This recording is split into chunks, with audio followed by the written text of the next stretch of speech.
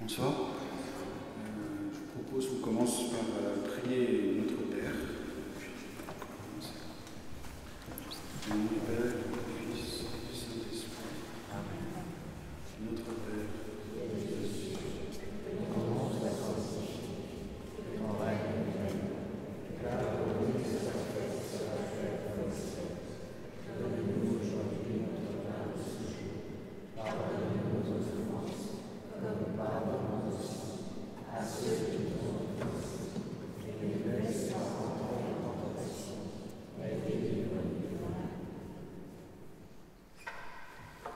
Saint-Esprit, descends sur nous.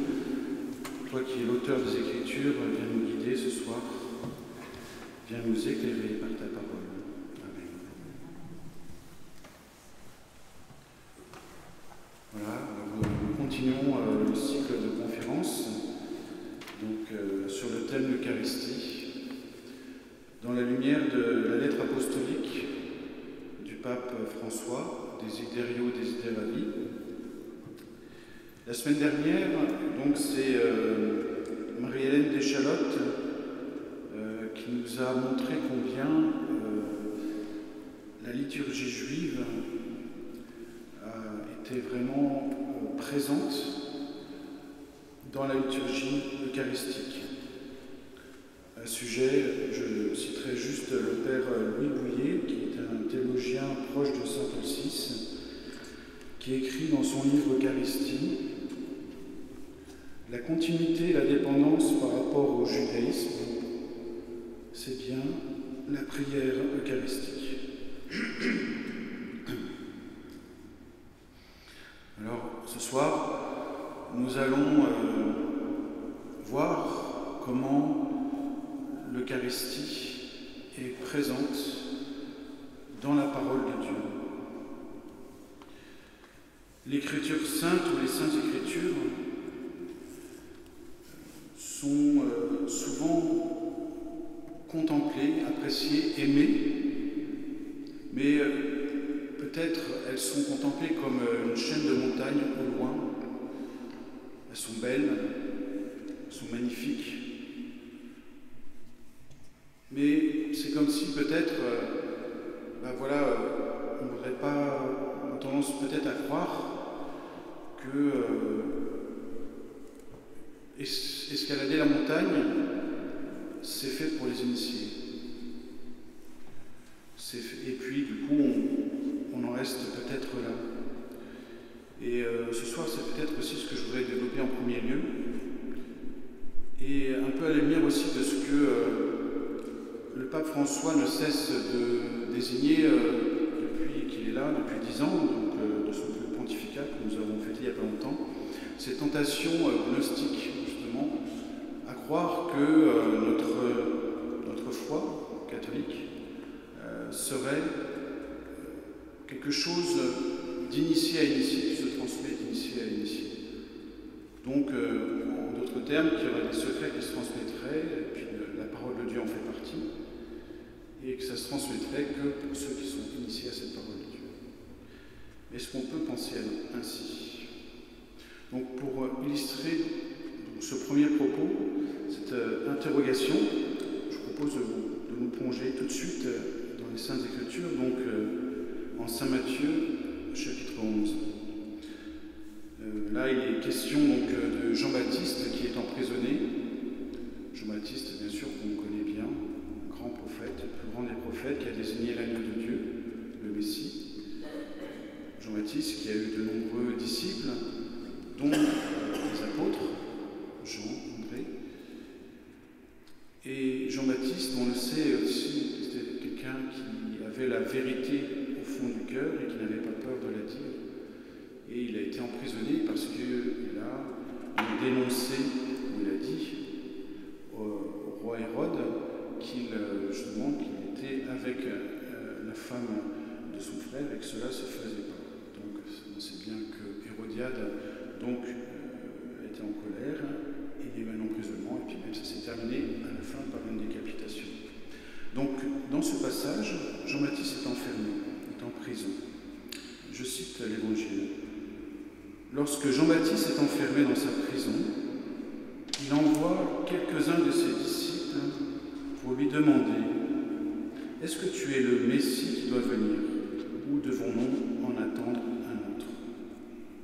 Ce à quoi Jésus répond, les aveugles voient, et les boiteux marchent, les lépreux sont purifiés, les sourds entendent, les morts ressuscitent, et la bonne nouvelle est annoncée aux pauvres. C'est vraiment un évangile magnifique parce qu'on peut peut-être percevoir, bien sûr, que Saint Jean-Baptiste, il a été rempli d'Esprit Saint dès le sein de sa mère Élisabeth à la visitation. Il a désigné d'une façon incroyable, voici l'agneau de Dieu. Mais pourtant, c'est aussi un homme qui souffre, qui est emprisonné, qui peut-être est dans l'angoisse et il a besoin donc de vérifier, d'être sûr.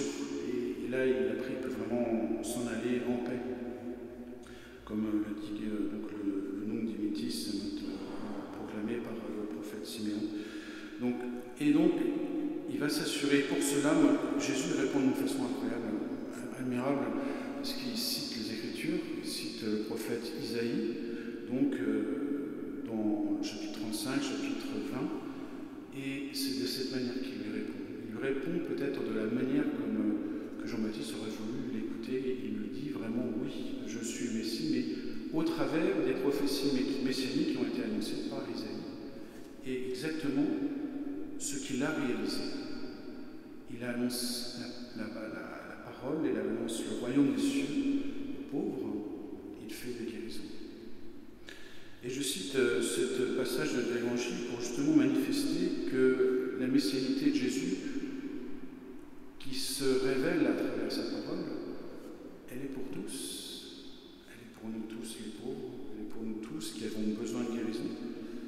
Et donc cette parole, elle est pour chacun de nous. Il y a plus de 20 ans, quand j'étais en pension pour passer mon bac, et je remercie mon père de m'avoir poussé à aller en internat, parce que je ne sais pas si j'aurais mon bac sinon. J'étais donc en internat, j'étudiais, et à la fin des devoirs, on avait un temps justement pour discuter entre copains. Et j'avais un copain justement qui, au fur et à mesure des discussions, m'avait dit voilà, moi je suis chrétien. Et j'ai dit moi aussi. Et on avait commencé à discuter justement de la foi. C'est génial quand on est jeune de pouvoir partager notre foi avec un autre jeune, parce que c'était déjà assez rare il y a plus de 20 ans. Donc voilà, et au fur et à mesure des discussions, il me dit voilà, moi je suis protestant, je suis baptiste. J'ai dit moi je suis catholique. Et on a échangé de façon assez simple. Voilà, moi combien que j'aimais la liturgie, j'aimais me rendre à la messe tous les dimanches au moins, et ça nourrissait ma foi. Et puis lui, d'une certaine manière, il me disait j'envie un petit peu les catholiques pour ça, d'avoir cette chance d'avoir une liturgie bien belle et puis toute centrée vers le Seigneur. Il dit nous on a moins ça. Nous, on est vraiment centré sur la parole de Dieu. Et moi, ça a un peu entamé un premier questionnement, justement, mais moi, qu'est-ce que je fais de la parole de Dieu? Je crois en Jésus-Christ, et qu'est-ce que je fais de la parole de Dieu? Et alors, peut-être que, de façon consciente ou inconsciente, on est un peu plongé dans l'histoire de l'Église. On sait bien qu'il y a eu justement l'arrivée du protestantisme avec Martin Luther, et qu'il y a eu l'expression latine, donc ces fameuses sola scriptura, seulement les Écritures, les Saintes Écritures, qui était, selon Martin Luther, le seul principe selon lequel, le seul principe d'autorité. La Bible est l'autorité pour les protestants, la parole de Dieu est l'autorité seule.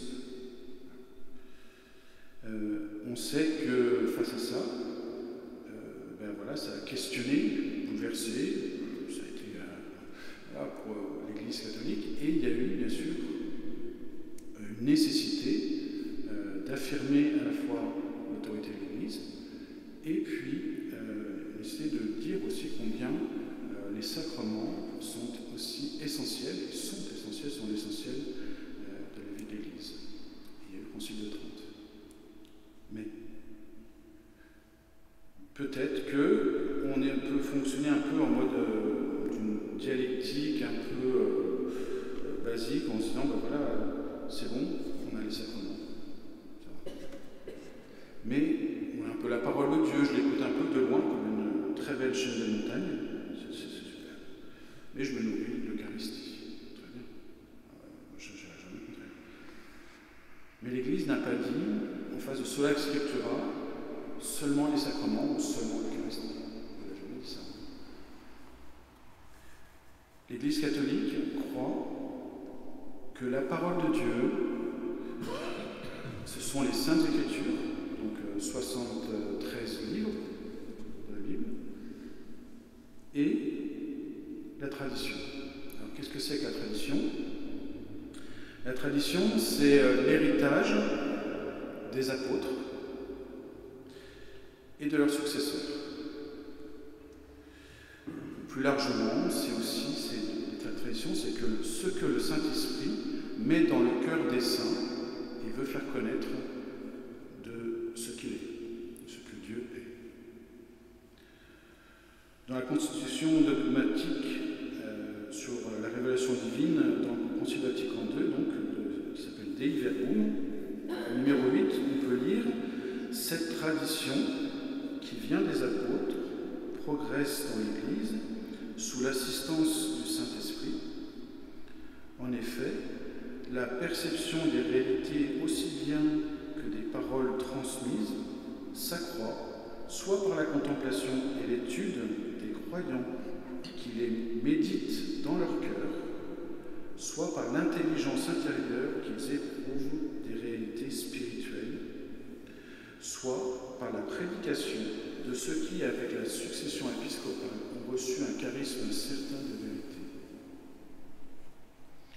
Ainsi, on voit bien que l'Esprit Saint est vraiment source de toute la révélation divine et qu'il y a une continuité. Alors, il y a évidemment l'autorité de la parole de Dieu qui reste et qui demeure, et il y a aussi ce que l'Esprit Saint a dit aux apôtres pour qu'ils nous le disent. Et ça, nous allons voir dans l'Écriture aussi. Alors, là, on va d'abord voir aussi, pour s'intéresser à la parole de Dieu, pour dire qu'est-ce que c'est que la parole de Dieu, peut-être dans un premier temps, le mieux, c'est d'interroger la parole elle-même. Et quand on fait ça, on s'aperçoit, ne serait-ce que ce soir, on avait déjà une magnifique citation de Saint Jean, au chapitre 11, on s'aperçoit qu'en fait, la parole de Dieu dit beaucoup de choses d'elle-même au travers toute l'Écriture. Et donc, ça permet de mieux appréhender, de mieux comprendre, de mieux saisir qu'est-ce qu'elle est. Parce qu'elle n'est pas qu'une seule chose d'elle-même, elle dit plein de choses. Donc on voit tout de suite, on voit très clairement, parce que là c'est Dieu qui parle, de montrer la richesse de cette parole, parce qu'elle dit déjà plein de choses d'elle-même, avant même d'imaginer qu'est-ce que ça peut être, parce qu'on va s'approcher un petit peu, concevoir un petit peu la parole de Dieu, mais le mieux c'est d'abord de partir de ce que Dieu dit lui-même. Dieu dit lui-même de sa parole. Alors là je vais citer quelques citations pour donner des exemples, mais elles sont vraiment, je ne vais pas dire innombrables, mais elles sont très nombreuses. Par exemple, au psaume 33, il parle et cela est. Il commande et cela existe. Psaume 107, il envoya sa parole, il les guérit. Psaume 47, il envoie son verbe sur terre, rapide pour sa parole. Isaïe 55, c'est magnifique aussi. De même que la pluie et la neige descendent des cieux, ils n'y retournent pas sans avoir arrosé la terre, sans l'avoir fécondée, sans l'avoir fait germer, pour fournir la semence au semeur et le pain à manger. Intéressant. Ainsi en est-il de la parole qui sort de ma bouche, elle ne revient pas vers moi sans effet, sans avoir accompli ce que j'ai voulu et réalisé l'objet de ma mission. C'est une citation très riche, très puissante, qui déjà contient beaucoup de choses. Peut-être encore 2-3 citations du Nouveau Testament. Saint Jean chapitre 6, verset 68, ça je le reprendrai tout à l'heure. Seigneur, à qui irions-nous? Tu as les paroles de la vie éternelle.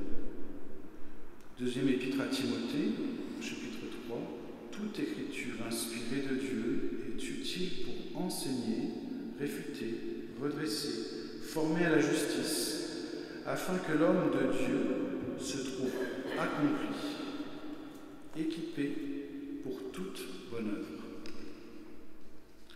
Puis enfin, une citation de l'Épître aux Hébreux, chapitre 4, qui est aussi relativement connue, utilisée par les théologiens et puis par tous, et qu'il est bon de connaître.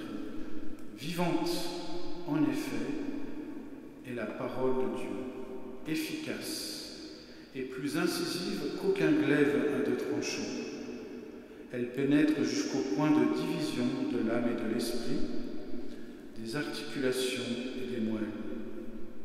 Elle peut juger les sentiments et les pensées du cœur. Vous voyez, au travers de ces quelques citations, ces quelques paroles de Dieu, on voit combien, et c'est vraiment infime par rapport au nombre de versets qu'il y a dans toute la Bible pour désigner ce qu'est la parole de Dieu. Je pense qu'on peut dire que si Dieu insiste autant pour définir sa parole avec richesse, c'est peut-être parce qu'il veut vraiment qu'on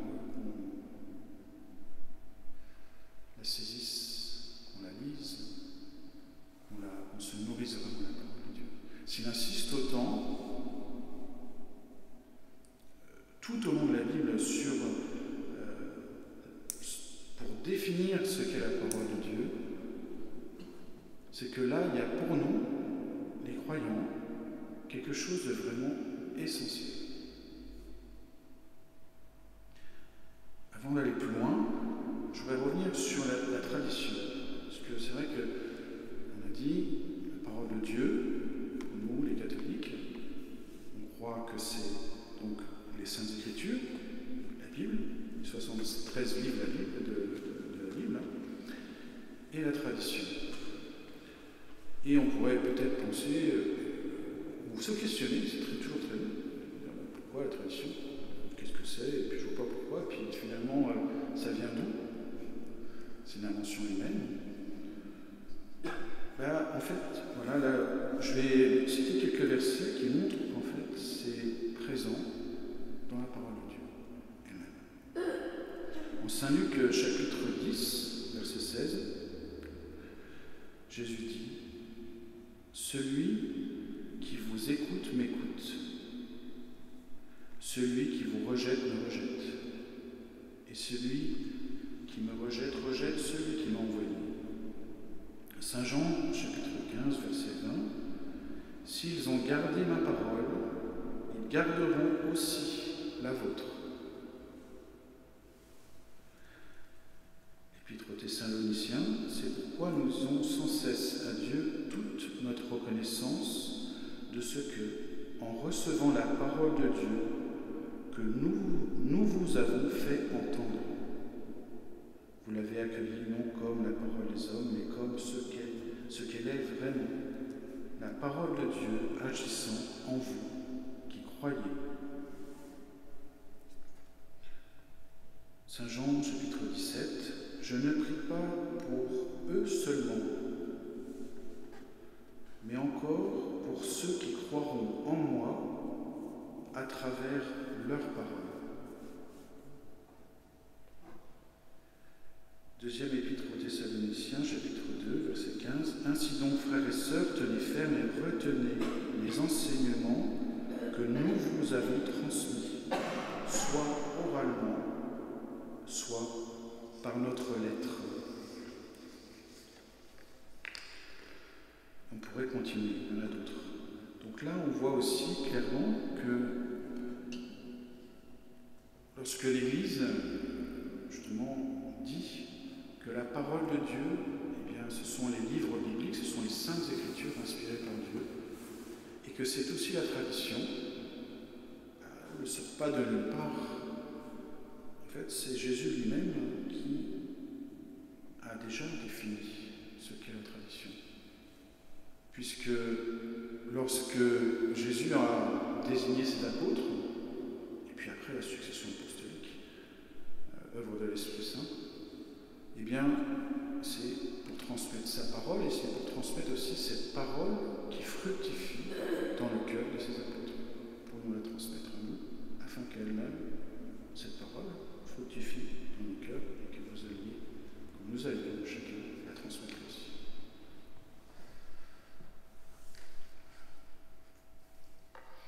Alors, lire les Écritures et les écrits de la tradition sont-ils uniquement pour les initiés? Peut-on opposer parole de Dieu et Eucharistie comme deux choses séparées? Jésus est le Verbe fait chair. Il est la parole faite chair. Jésus donne son corps, lui, le Verbe, en nourriture. Et il y a tout de suite, on le voit, si on réfléchit ensemble sur cette réalité divine, une seule et même réalité. Alors bien sûr, la parole de Dieu est distincte du sacrement eucharistique, pour autant, il y a quelque chose qui les unit. Pour illustrer cela, j'aime revenir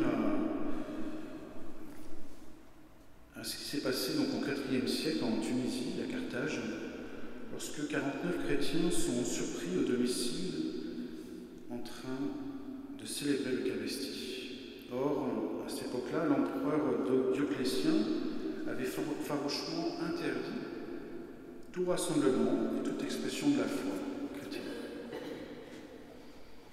Déporté à Carthage, justement, il y a cette fameuse parole qui jaillit de ces futurs martyrs. Sine Dominico non possumus.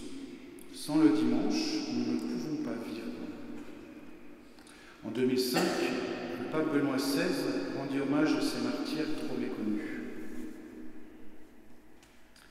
Il y a quelque temps, 2 ans à peine, la voix du peuple, en temps de Covid, la Vox Populi,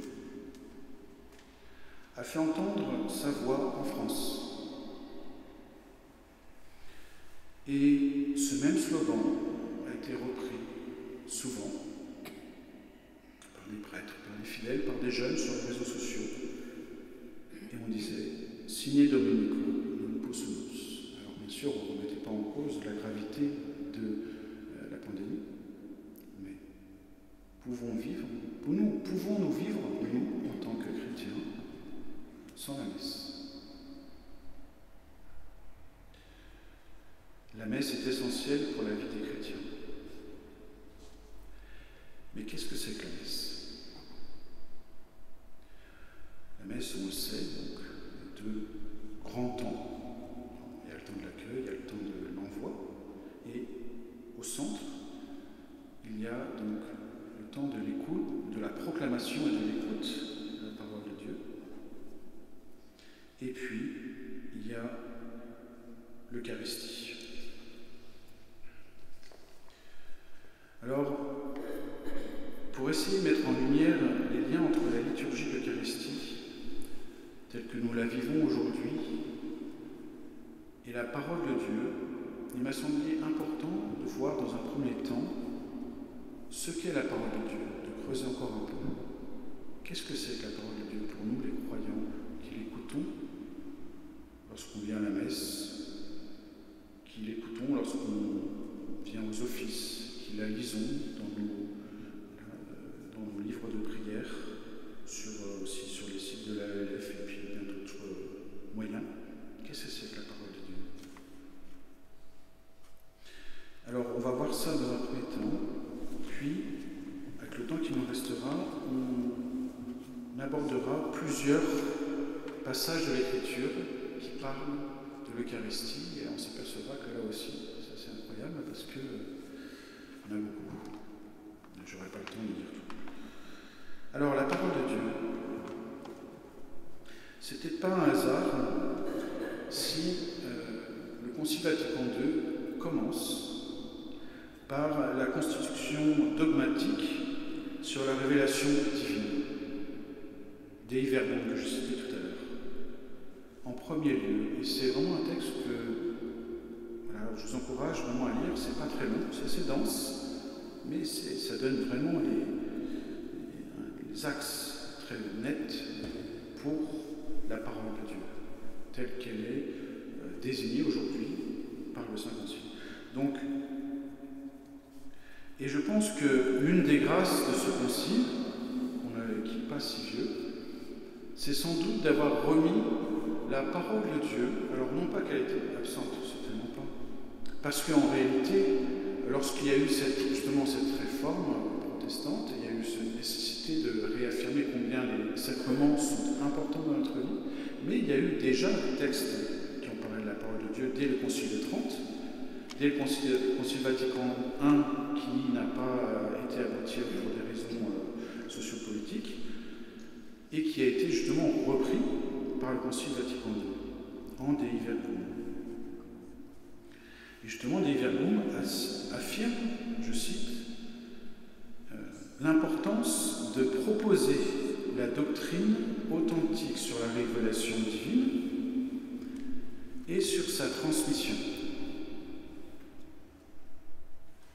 afin que, en entendant l'annonce du salut, le monde entier y croit, qu'en croyant il espère et qu'en espérant il aime. Par cette révélation, le Dieu invisible s'adresse aux hommes en son surabondant amour comme à des amis. Il s'entretient avec eux pour les inviter et les admettre à partager sa propre vie. C'est dense, mais c'est waouh. Donc on voit que d'emblée, le Concile Vatican II, en Dei Verbum, nous dit très clairement l'importance de cette parole de Dieu, de sa transmission pour le peuple de Dieu, pour chacun d'entre nous, l'importance d'y croire pour notre salut, pour la vie éternelle. Donc c'est très sérieux.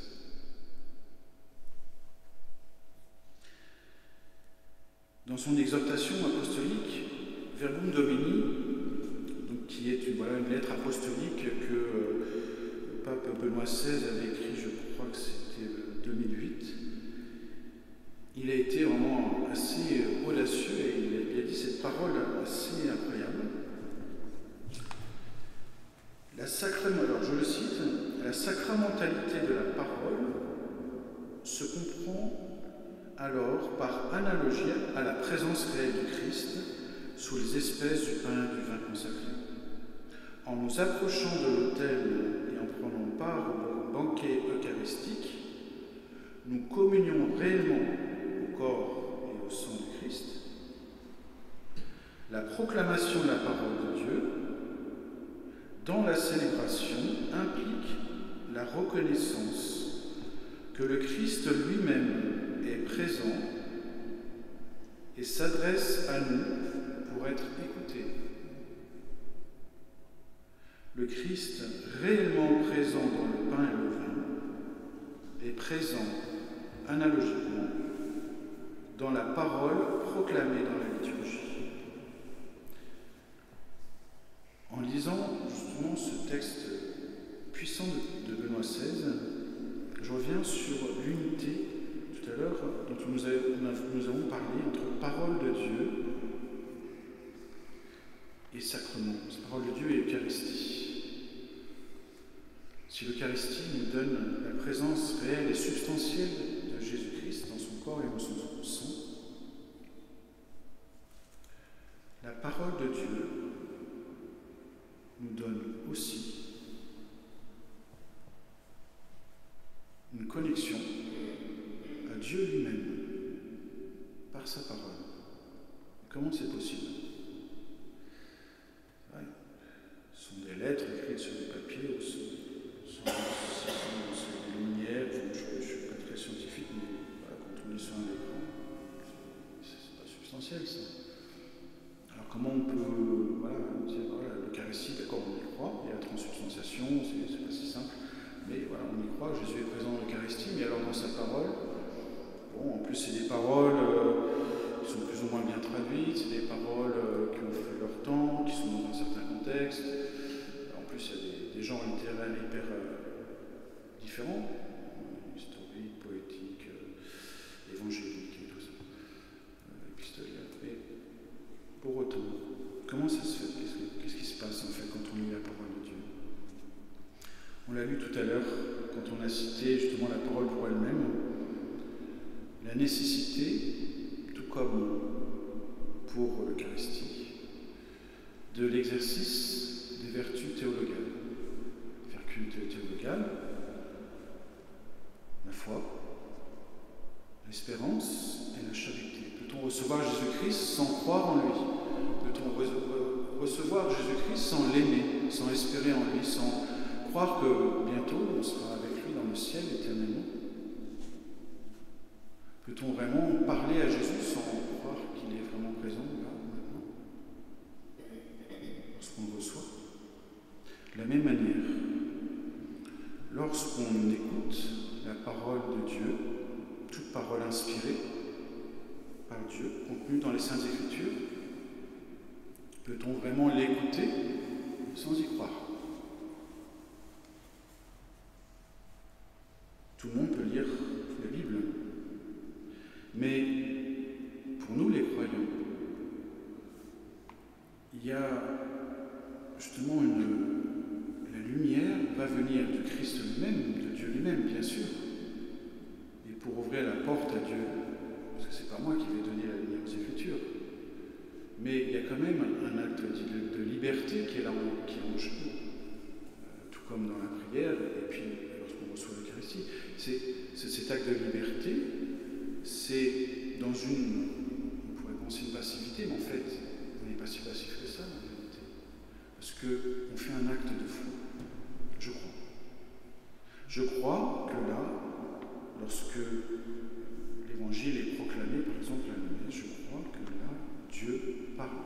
Lorsque je prends ma Bible, je fais silence, j'ouvre un tel passage, je crois que c'est la parole de Dieu. Elle me dépasse complètement. Peut-être parfois je ne comprends pas, parfois je me demande comment ça peut être la parole de Dieu. C'est pareil pour l'Eucharistie, hein. C'est pas facile de comprendre l'Eucharistie. Pourtant je crois. Et puis, Dieu aussi qui est lumière, donne sa grâce pour nous aider à entrer davantage dans une compréhension de ce qu'est la parole de Dieu, de ce qu'il veut dire, bien sûr. Mais est-ce que, justement, mon raisonnement va être ce qui est premier, en fait?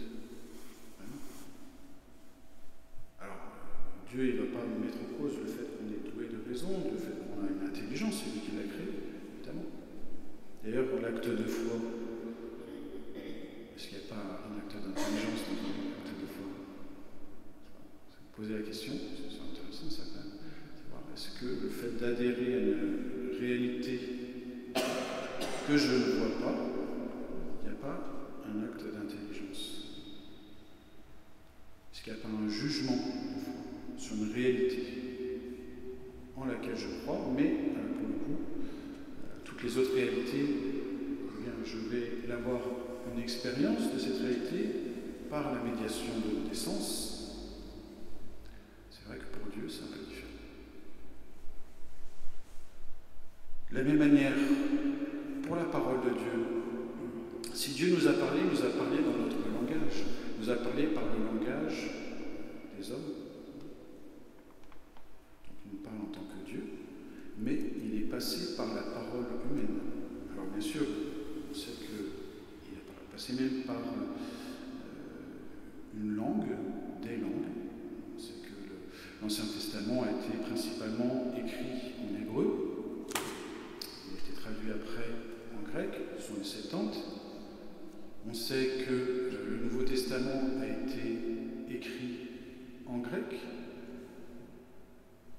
et puis après il a été traduit en latin. C'est Vulgate, par Saint Jérôme, et puis, petit à petit, elle a été traduite, et d'une façon assez phénoménale, on peut dire, notamment, déjà avant, mais avec le Concile Vatican. Alors, comment on peut rejoindre Dieu dans tout ça? Comment ça se passe, en fait? Dieu nous parle à travers un langage. Alors, est-ce qu'il est hébreu? Est-ce qu'il est grec? Non, Dieu est Dieu, on le sait bien. Dieu est Dieu, il s'adresse à nous, donc il a utilisé un langage, donc c'est, quand on peut, c'est vrai que c'est très intéressant, parce que s'il passe par un langage, une langue, donc il y a des subtilités premières qui vont être très intéressantes à étudier si on le peut. Ça, c'est vrai que c'est un peu intéressant, ou alors, voilà, pour ceux qui ont étudié l'hébreu ou le grec, c'est vrai que c'est toujours même une petite subtilité va m'aider à comprendre la parole. Pour autant, même si je la lis en français, en anglais, peu importe, la parole de Dieu rend compte de sa pensée. Dieu pense. Dieu a une intelligence évidemment infiniment supérieure à la nôtre.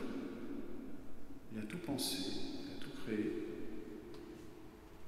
Et en plus de ça, ça nous dépasse complètement parce que c'est au-delà du temps. Et à travers ce temps que nous, on habite dans un espace, dans une histoire donnée, Dieu vient nous rejoindre par sa parole. Je vais rejoindre Dieu maintenant et ici et maintenant, par l'acte de foi. Donc là, ça va. Alors, c'est passé par une langue, c'est intéressant, c'est comme ça que je la lis. Alors, des fois, c'est plus ou moins bien traduit, donc on essaie de s'approcher le plus possible du texte originel quand voilà, on ne connaît pas le grec ou l'hébreu, c'est pas grave, on y va. Et puis parfois, des bonnes traductions peuvent se compléter l'une ou l'autre. Mais l'important, c'est de rejoindre lui, Dieu, qui nous parle et qui me parle, qui lui parle à chacun d'entre nous à travers sa parole. Et donc, à partir de là, je crois qu'il me parle et donc il veut me faire comprendre quelque chose à moi. Et cette parole, en fait, puisque c'est la pensée de Dieu, il y a une pensée qui est présente maintenant. Dieu n'a pas juste parlé, puis il a parlé de quelque chose qui était vrai il y a 2000 ans, il y a 3000 ans, il y a 4000 ans, et puis aujourd'hui ça ne l'est pas. Non, pas du tout. Parce que Dieu, justement, nous parle à un moment donné, mais c'est pour tous, et il le sait très bien. Il sait bien, vous savez très bien, que ceux qui allaient lire la Bible, il veut cette rencontre avec lui au travers de sa parole.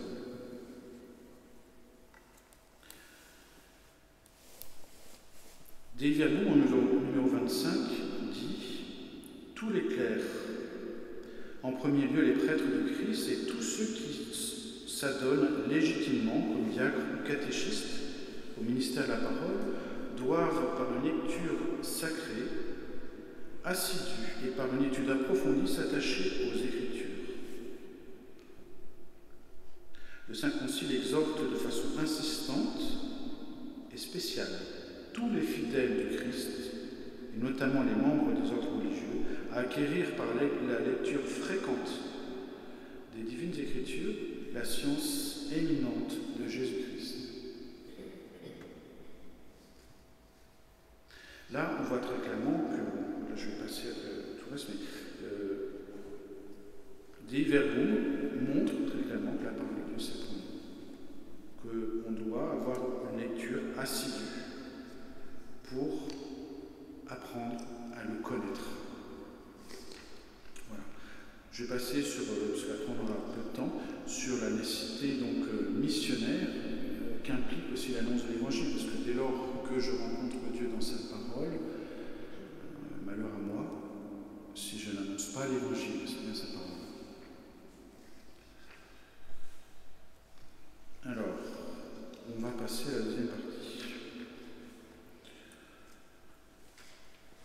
La parole de Dieu donc, a été pensée par Dieu de toute éternité Et on peut dire que si c'est Dieu qui a tout pensé, il sait très bien ce qu'il fait, bien mieux que moi, bien mieux que chacun d'entre nous. Et que s'il a pensé l'Écriture et s'il a conduit dans sa pédagogie divine de se révéler à travers sa parole jusqu'à ce qu'il envoie son Fils, Jésus-Christ, la parole, il savait très bien que son Fils, au terme de sa vie, allait justement, lors de son dernier repas, donner son corps et son sang. Donc ça veut dire que dans toute, si la Bible est la parole de Dieu, il l'a déjà pensé. Et même, il nous l'a annoncé plein de fois. C'est ça qui est incroyable. Dans Lumen Gentium, au numéro 11, on lit, ça on le connaît bien parce qu'on est souvent cité, le sacrifice eucharistique est source et sommet de la vie chrétienne. Tout comme Jésus-Christ est la lumière de toutes les Écritures, le sacrifice eucharistique éclaire toute la parole de Dieu, notamment en ce qui concerne la liturgie et les repas, lieu de rencontre entre Dieu et son peuple. Je n'ai pas le temps de trop développer, mais justement ça vaudrait la peine de se poser la question, qu'est-ce que c'est que la messe? Souvent on nous pose encore une fois, en dialectique sommaire, voilà, c'est un repas, c'est un sacrifice, c'est un sacrifice, c'est un repas. C'est un sacrifice, et c'est le dernier repas de Jésus. Donc ça veut dire que là, à chaque fois que la Bible va nous parler de sacrifice, à chaque fois qu'il va y avoir des repas, et je ne sais pas si vous avez remarqué dans la parole de Dieu, lorsqu'il y a des repas, souvent c'est parce qu'il y a quelque chose de très important. Eh bien déjà, ça annonce le mystère de l'institution de l'Eucharistie. Par exemple, au chêne de Mambré, où Abraham fait la rencontre de trois mystérieux personnages, vous l'avez tous en tête parce que c'est cette fameuse icône de Roublev, donc cette icône orthodoxe russe qui est connue du monde entier, qui est sublime, qui représente ces trois mystérieux personnages qui sont des anges, et au cœur, qu'est-ce qu'on voit? Voilà, justement, le mystère de l'Eucharistie. Et donc, au chêne de Mambré, Abraham fait la rencontre de ces trois mystérieux personnages qui vont lui annoncer la naissance miraculeuse d'Isaac. On se rappelle que son épouse était stérile, sa femme Sarah. Et lorsqu'il vient, qu'est-ce qu'il fait Abraham? Il court, il se précipite, il va chercher sa femme et lui demande de faire, avec 3 bosseaux de farine, des galettes. Il y a un repas qui est donné en signe d'accueil. Lors de cette rencontre, pour accueillir ce que Dieu va dire au travers de ces messagers. Un peu plus loin, je suis désolé, je suis obligé d'assez vite, mais je vais donner quand même quelques éléments de réponse pour voilà, le cœur du sujet. Alors, vous connaissez bien aussi le sacrifice d'Isaac, lorsque justement Abraham emmène son fils, Isaac, parce que Dieu lui a demandé de l'offrir en sacrifice, son fils unique. Et d'ailleurs, ce chapitre, donc, parce qu'on voit ça en Genèse 22, il s'est repris en Hébreu 11, donc on sait bien que c'est un moment quand même très fort de la parole de Dieu. On voit justement que très vite après, Dieu va choisir un bélier pour être offert en sacrifice. Là aussi, il y a quelque chose à creuser par rapport au don du Fils au travers d'un sacrifice qui en fait va être un bélier. Je suis obligé d'aller encore un peu plus loin, mais pour donner d'autres éléments. Je pense qu'il y a un thème aussi de la Bible qui pourrait être très intéressant à creuser à travers l'Écriture, c'est le thème de l'arbre de vie. Vous savez bien, au début de la parole, donc, il y a ce premier, il y a la création. Et il y a plein d'arbres. Dieu donne à Adam et Ève la permission de manger des arbres, sauf l'un, un seul, c'est l'arbre de la connaissance du bien et du mal. Et il y avait aussi l'arbre de vie. C'est bien deux arbres distincts. Malheureusement, ils se sont plantés, ils ont mangé le mauvais fruit. Et ben voilà. Et après, on a été interdit de manger de l'arbre de vie. Mais, qu'est-ce que dit l'Apocalypse au chapitre 2? Au vainqueur, je ferai manger de l'arbre de vie placé dans le paradis de Dieu. Ou encore au chapitre 22, au milieu de la place, de part et d'autre du fleuve, il y a des arbres de vie qui fructifient 12 fois, une fois chaque mois, et leurs feuilles peuvent guérir les païens. Ou encore, heureux ceux qui lavent leurs robes, ils pourront disposer de l'arbre de vie et pénétrer dans la cité par les portes. Le fruit de l'arbre de vie, c'est le Christ qui se donne en nourriture. Puisqu'on le sait bien, Jésus nous donne sa vie éternelle en se donnant en nourriture. Et on l'a lu tout à l'heure, qui mange ma chair et boit mon sang, il fera éternellement, donc le don de sa vie, de la vie éternelle. Et tout à l'heure, je voudrais juste relire, on a bien Saint Jean chapitre 11, justement celui qui écoute sa parole a la vie éternelle. C'est ce qui a été dit tout à l'heure, en substance. Alors, j'aurais pu parler de la manne. Bon là, j'ai pas le temps, mais j'aurais voulu, peut-être, si je prends une minute, parler de la manne. Ce qui est très intéressant dans le chapitre, dans l'Exode, qui parle de la manne, l'Exode chapitre 16, c'est très bon de mettre en parallèle avec ce chapitre extraordinaire, le chapitre 6 de Saint Jean, où il va parler du pain de vie. C'est un chapitre vraiment, pour moi, c'est le chapitre le plus merveilleux qui parle de l'Eucharistie, qu'on peut lire et relire sans cesse, qui d'ailleurs est dans les liturgies chaque année, à un moment, ou plusieurs moments. Eh bien, ce qui est intéressant, juste peut-être pour finir, on voit que lorsqu'il y a Dieu vient donner le don de la manne, qu'est-ce qui se passe? Il vient mettre à l'épreuve. Je veux ainsi les mettre à l'épreuve pour voir s'ils marchent selon ma loi ou non. Et ce qui se passe, c'est que, eh bien, le peuple d'Israël murmure. Le peuple d'Israël murmure contre Dieu en faisant référence à ce qu'ils connaissent. Que sommes-nous morts à la main du Seigneur au pays d'Égypte, quand nous étions assis auprès de la marmite de viande et mangeons à satiété? À coup sûr, vous nous avez amenés dans le désert pour faire mourir de faim toute cette multitude. Et ce qu'on peut observer, c'est que, au travers de ce murmure, donc on n'aime pas trop être déphasé, marcher à la suite du Seigneur, c'est sûr, ils ont été libérés, tout comme on est libéré par Jésus-Christ, et puis marcher à sa suite, c'est pas forcément confortable, on maîtrise moins, et puis voilà. Eh bien, qu'est-ce qui se passe en Saint Jean chapitre 6? Les Juifs, alors, se mirent à murmurer à son sujet. Parce qu'il avait dit « Je suis le pain descendu du ciel », il disait « Celui-là n'est-il pas le fils de Joseph ?» Là, ils avaient une maîtrise, vous le connaissez selon ce qu'ils pensaient croire de lui, dont nous connaissions le Père et la Mère. Comment peut-il dire « Je suis descendu du ciel » Jésus leur répondit « Ne murmurez pas entre vous. » Le murmure est donc l'ennemi de la foi, et notamment la foi en sa présence, qui nous fait cheminer, et sa présence dans l'Eucharistie. Mais sachant en lui-même, encore une fois, que ses disciples murmuraient, alors ses disciples eux-mêmes ils murmuraient, c'est encore dans le chapitre 6 à ce propos, Jésus leur dit « Cela vous scandalise ?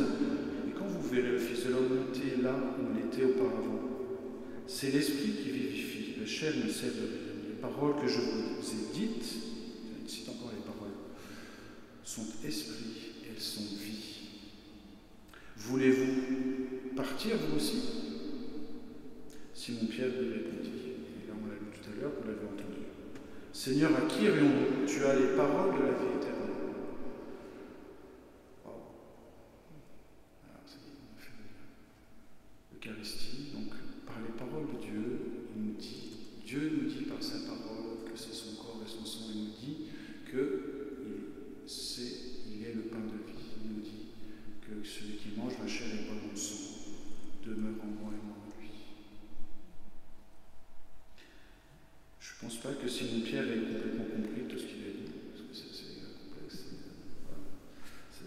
radical, mais il a fait un acte de foi. Tu as les paroles de la vie éternelle. Voilà. Je n'ai pas le temps de parler de Melchisédek, puisque qui dit Eucharistie, dit sacerdoce, et j'aurais voulu comparer le sacerdoce de Melchisédek et puis le sacerdoce lévitique, ce sacerdoce de Melchisédek dont fait référence Jésus.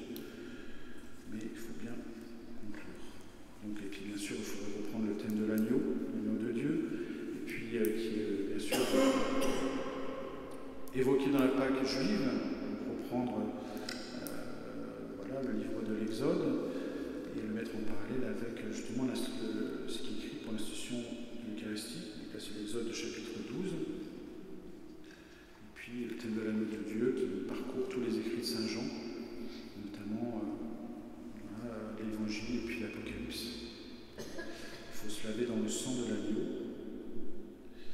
Et justement, pour conclure, je vais citer Desideravi numéro 5. Le monde, je cite le pape, le monde ne le sait pas encore, mais tous sont invités au repas de noces de l'agneau.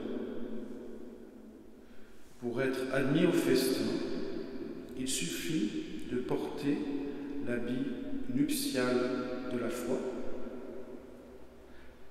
qui vient de l'écoute de sa parole. L'Église taille sur mesure pour chacun, avec la blancheur d'un tissu lavé dans le sang de l'agneau.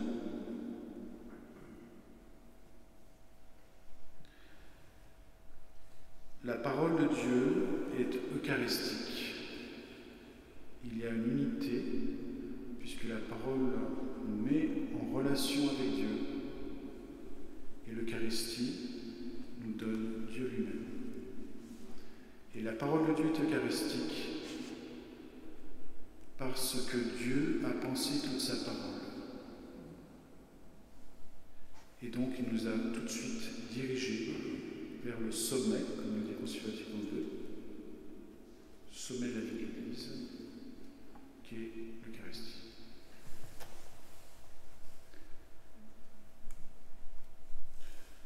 Je crois qu'il y a un petit temps pour les questions, si vous en avez. Moi, je voudrais savoir pourquoi, en fait, on ne boit pas un peu de vin lors de l'Eucharistie, puisqu'on doit boire, on doit manger son corps, peut-être boire son sang, aussi. Pourquoi on ne voit pas dans son corps, c'est ça? Pourquoi on ne boit pas de vin lors de l'Eucharistie? Parce qu'on a l'hostie, on mange son corps, mais son sang, c'est ça ma question. Lorsqu'on reçoit l'hostie consacrée, on reçoit son corps et son sang. En même temps. Et l'origine de l'hostie, c'est possible de la savoir? Je crois que. Non. Moi, c'est intéressant pourquoi il y a eu des hosties pour qu'elles soient. Donc, je crois que ça fait référence, justement, encore une fois, peut-être un peu. La liturgie eucharistique est fondée, entre autres, sur la liturgie juive, dans ses prières. Et donc, moi, j'aurais tendance à évoquer les parasimes, justement, qui sont présents pour la Pâque juive, les pains sans levain. Alors, je pense qu'il doit y avoir un lien, mais j'avoue que je n'ai pas trop étudié la question. C'est ce qu'on nous a dit la semaine dernière. Ah, voilà. Pardon.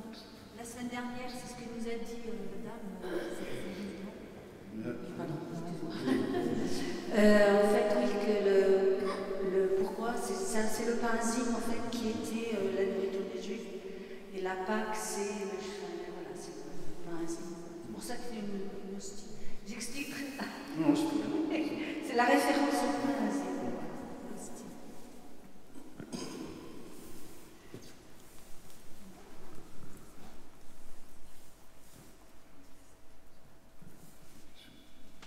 Merci pour votre attention. N'oubliez pas de venir la semaine prochaine. Donc, ce sera le Père Alexandre qui va clore donc, ce cycle de conférences sur l'Eucharistie.